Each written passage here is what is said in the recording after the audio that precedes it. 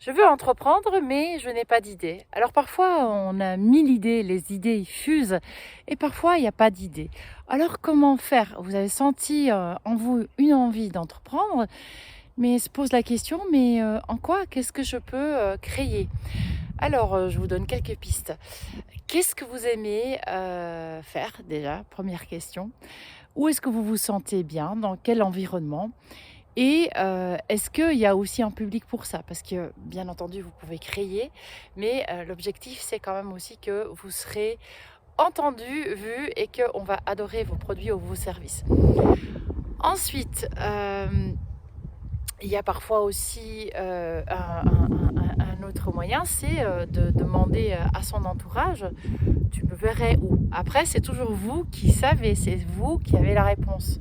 Au fin fond de vous, c'est vous, hein. C'est pas aux autres de décider. Alors, je donne un exemple d'une personne qui discutait avec moi. Elle a décidé de devenir entrepreneur. Ceci dit, elle ne sait pas aujourd'hui si elle veut travailler avec des animaux ou si, en revanche, elle veut travailler avec un public plutôt de personnes âgées. Et juste en l'écoutant, quoi, elle me dit ah ouais, les animaux, et puis j'adore, et puis j'ai toujours aimé ça depuis toute petite. Et après, oui, et puis en effet, ou l'autre option, c'est les personnes âgées, c'est ce que je fais maintenant. Et moi, j'étais là, je dis, mais c'est évident, je peux pas lui dire, je peux pas lui dire à sa place, hein. Elle m'a pas demandé ce que j'allais décider pour elle. J'ai rien à décider, c'est elle qui sait. Mais c'est déjà très intéressant quand on a des pistes, vraiment de sentir cet élan en nous.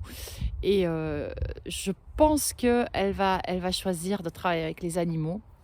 Le côté travail avec les personnes âgées, c'était plutôt un côté rationnel, ou au moins ça je sais déjà. Et donc les animaux, c'est un univers que j'aime, mais je vais créer quoi dans ce monde-là?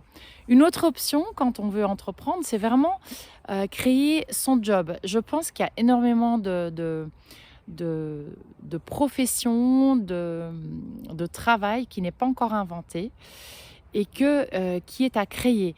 Et donc, dans ce sens-là, vous pouvez vous écouter et dire, OK, j'aime ça, j'aime ça, j'aime ça. Et comment on peut dire ça, euh, ouais, une construction sur mesure de qui on est. S'il y a un public pour, bah, c'est juste génial parce que vous allez combiner tout ce que vous aimez, l'environnement de travail qui vous correspond. L'environnement de travail est très important aussi en termes de qu'est-ce que je veux créer, je vais entreprendre. Et si je veux monter une boîte en comptabilité, est-ce que je vais avoir un bureau? Est-ce que les gens vont venir chez moi? Est-ce que je vais être plutôt reliée à des entreprises où c'est moi qui me déplace? Donc l'environnement de travail, et avec ça, je ne veux pas seulement dire physique, hein, aussi l'ambiance qui règne. Là, hier, j'avais un appel avec une jeune personne de 24 ans qui me dit j'ai quitté Amazon parce que je ne veux vraiment plus travailler pour eux. Il n'y a pas de sens à travailler pour une entreprise comme ça. Donc la question du sens au travail va tôt ou tard aussi apparaître. Donc des idées, il y en a plein. Ou s'il n'y en a pas, autre solution, c'est est-ce que vous, dans votre vie, vous avez déjà rencontré des problèmes? Par exemple, je ne dis n'importe quoi, je ne trouve pour l'énième fois pas mes clés. Est-ce qu'il y a une solution pour que dans le futur, moi, je retrouve mes clés facilement? Et est-ce que ça pourrait intéresser un public?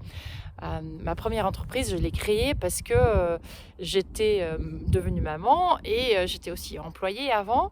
Et je me suis dit, mais comment c'est possible hein, de travailler à 100% dans un job sympathique et chouette et être en même temps maman? Donc c'est là où je me suis dit, je dois amener beaucoup plus de créativité à l'organisation du travail en proposant du job sharing.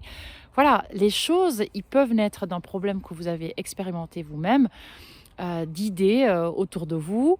Surtout, ça je le dis, hein, je le mitraillette, je ne sais pas comment on dit, je le dis souvent et maintes fois, surtout quelque chose que vous aimez.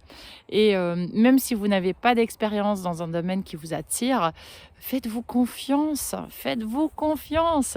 Et avec ça, je vous souhaite une excellente semaine et je vous dis à mardi prochain.